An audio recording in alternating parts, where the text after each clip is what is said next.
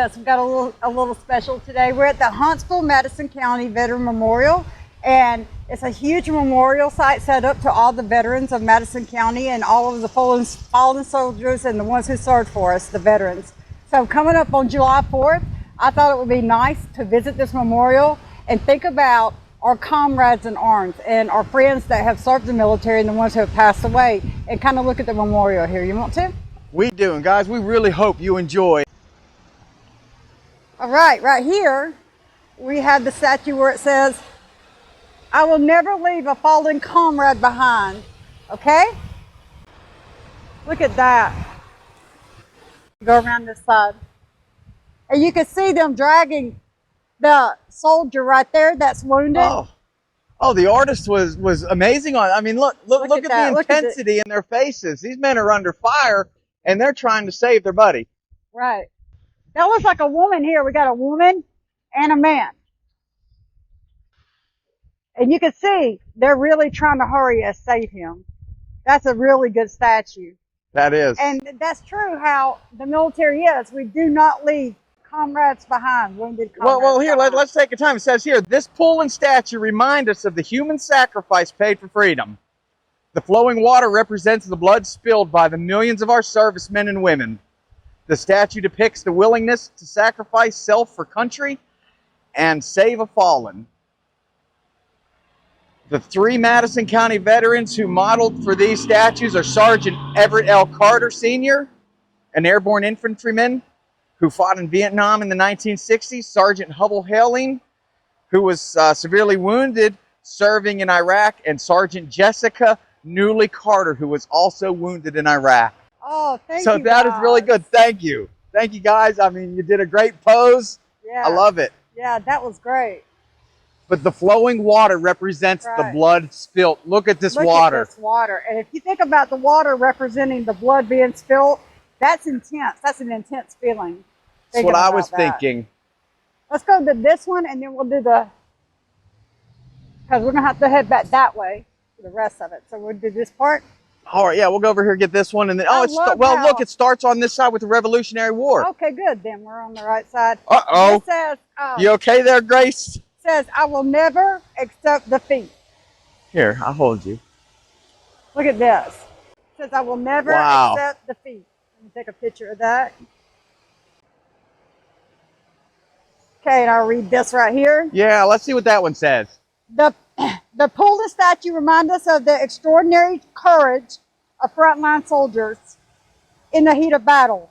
The flowing water represents the blood spilled by the millions of our servicemen and women, and the statue depicts 3 American infantry doughboys coming out of the relative protection of a trench during World War I to attack and defeat the enemy.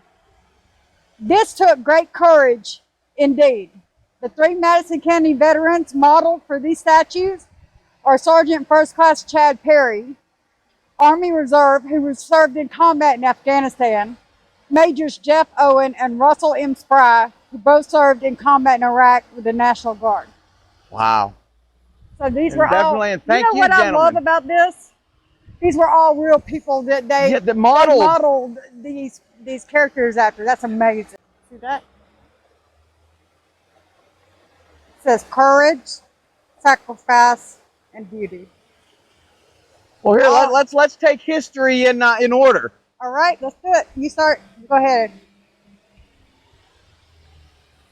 You know, this is an excellent memorial here, guys. It really is, because we start right with our Revolutionary War. Okay, wait a second. Come here. I want to read this right quick. Okay. Because we're talking about the draft, right? And then the willingness to serve. I want you to hear what George Washington said about it. The willingness with which our young people are likely to serve in any war, no matter how justified. I want you to hear that statement. No matter how justified that war is, right, shall be directly proportional as to how they perceive the veterans of earlier wars were treated and appreciated by their country. If you look at our veterans from before and our veterans now, and it doesn't matter if the war was justified to you or not, the service is important. It's important to serve. So let's look at the Revolutionary War. What does that say on the dates? 1775 to 1783.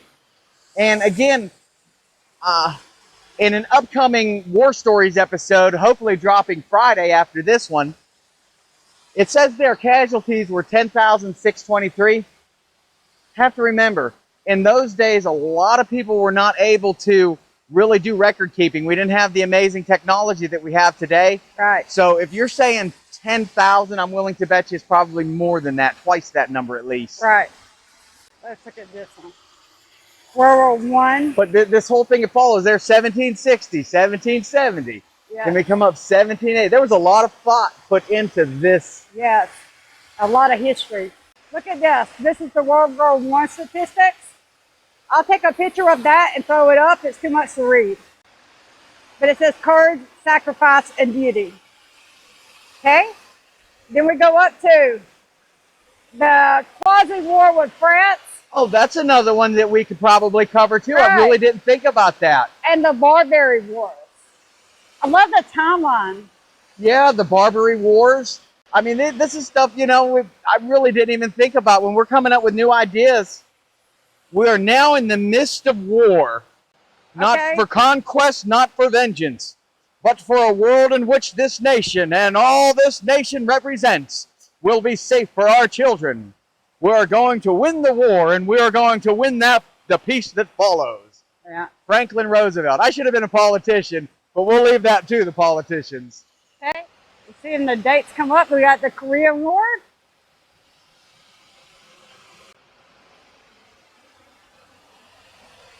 And the Mexican War. And we've covered that one. Go around here. How about that? General Matthew Ridgway essentially says in this right here that, you know, as horrible as war is, every honest soldier will find a moment of joy. There you go. So Let's see what you gotta, this says. I guess he's saying you got to find a little peace no matter how dark the times are. JFK, he said, let every nation know, whether it wishes us well or ill, we shall pay any price, bear any burden, meet any hardship, support any friend, oppose any foe, to assure the survival and success of liberty. That's impactful. Yeah, but I want to hear that now with your Martha Vineyard accent. Oh, there's the Vietnam War. And up here, look at here. Up there, we got the Civil War. The Indian Wars. Yeah, we're up to 1790, 1891, and we've covered some of the Indian Wars in the War Story episodes. And I encourage you guys to go back and just kind of start at the beginning and watch them back through again. Wow, these are like on the veteran tombstones? Yes, that's what I was looking at. Looks kind of...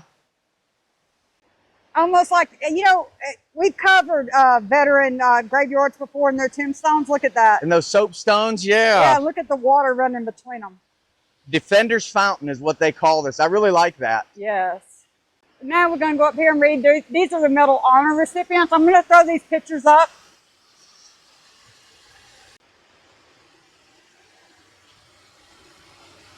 Okay, and there it is just so awesome to know that all over America there's such notable people that have done so much to protect the freedoms for all of us. Right. Let's keep on going down through here. And yeah, we're getting up more closer to World War II? Current times. You were part of the Gulf War. You know that quote? Yep, John F. Kennedy.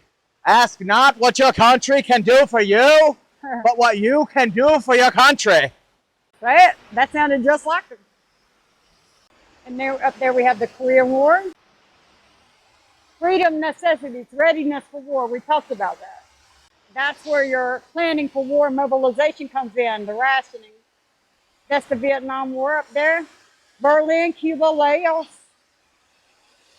The Dominican Republic. You're getting hot. Here we go. This is another good one. General Douglas MacArthur. The soldier above all other people, pray for peace, for he must suffer and bear the deepest wounds and scars of war. Wow. Yeah. And this back garden has some little statue set up. Oh, yeah. Talked about it. Again, guys, you're in the And I Huntsville want area. you to look. Every Look one at of these the bricks. Right. That's what I was going to say. Every one of these bricks that you're looking at are servicemen from Madison County that served. Oh my gosh! Look at no. This isn't that old. This one here is honor of my husband, Guy Scott Glisson. Yeah. U.S. Navy Gulf War. Right. Exactly. So these aren't that old. No. What happens is if you're a veteran or your family member is a veteran and they passed away, you can buy a brick to put here. You just got to show that they were a veteran. They'll inscribe their name on it, and it goes to help the restoration and keep up this place. Okay, if you go to this website, because this is a national park, if you go to the website, it'll tell you how to purchase a brick. It's on the website. I saw that. That was an interesting fact. Okay, let's go over here and look at these. And all of these benches are memorial. Everything out here is a memorial to. See, you can buy a bench with the veteran's name on it. See this?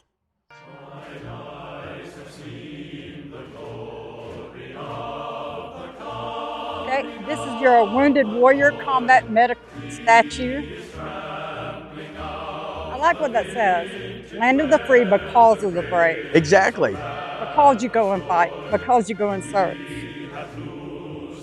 I think that was another. That was MacArthur or Patton. I think said that. And then you have back here. It talks about what they feel like their mottos of being in American wars, the creed, the conduct, the oath. And I'll post these. And these right here, this is the soldier's oath. Okay? This is the oath I took and everybody takes when they serve. I do solemnly swear that I will support and defend the Constitution of the United States against all enemies, foreign and domestic, that I will bear true faith and allegiance to the same, and that I will obey the orders of the President of the United States and the orders of the officers appointed over me, according to regulations and the Uniform Code of Military Justice. So help me God. I'll tell you what a feeling you get when you're standing in a room beside 3 or 4 other individuals and there's a flag and there's this officer there and he's giving you the oath and you raise your hand and he says right before you raise your hand and take that oath that this can cost you your life before you raise your hand. Are you ready? And when you raise that hand and take that oath, you know what you're doing. They don't lie to you.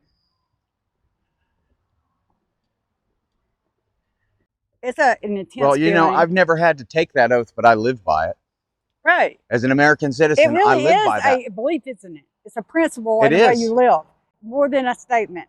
It's how you follow that out and how you walk it out. This country is a privilege, not a right. It's not your right, it's your privilege. And in order to keep a privilege, you have to fight for it. Yeah, nothing's given free. And freedom is not free. It's never been free. We had to fight for our freedom from England in the first place. Here's your aviator statue. You want to do a picture? You see this whole walkway goes around. And the World War down. II, I mean, a Pacific and Atlantic, The Indian. Korean.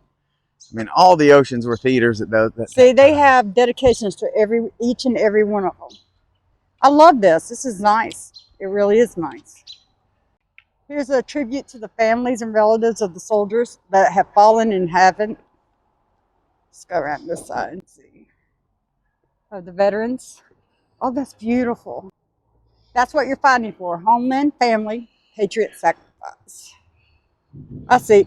And you see the empty place for the veterans standing there. That's right. See? And you know, and Jennifer said this in one of our other videos, and it's so true, that you are not fighting for Joe Biden. You're not fighting for Donald Trump. You're not fighting for the President of the United States.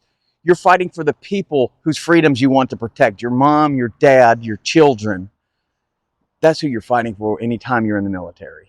Yeah, you're fighting for your country and your beliefs and to preserve your way of life and your freedom. It's not for that person sitting in office. You might have to obey his orders because officially he's in that title role. But do you always have to like your boss to do your job? No, you don't. You don't even have to like where you work to do your job effectively. Exactly. To do it right, to do it correctly. Okay? And this is what this is talking about. You're protecting your homeland. You're protecting your family. You're a patriot to your country, and you're willing to sacrifice. That's the motto of every veteran. And that's what we should hold dear and believe in every time that we think about veterans or thinking about the draft or selective service. Guys, you got to look past your political beliefs on it. You got to look past what the society is telling you, that it's not patriotic or you're fighting for the wrong reason, right? It's not about that. It's about your duty to your country. It's about your love to your country and your fellow man. And there's another thing I want you to remember too. If we're at war ever, and it goes outside these borders, they don't know you as a black. They don't know you as a white. They don't Just know American. you. They know you as an American. That's what we are. We're one race, one breed. We're Americans here, folks. I'm going to end this paragraph short here, right here by this memorial, because I really do believe, and I have lived every single one of these things, okay? So I want to say happy July 4th and happy Independence Day to everyone out there, and to all of our followers, to all of our viewers, to all the veterans. Thank you. Thank you. Thank you for your service. To those young men and women that are signing up voluntarily, thank you so much for your service. Thank you. And I want y'all to remember all of the veterans and what July 4th means, what Independence Day really means when you celebrate it this week.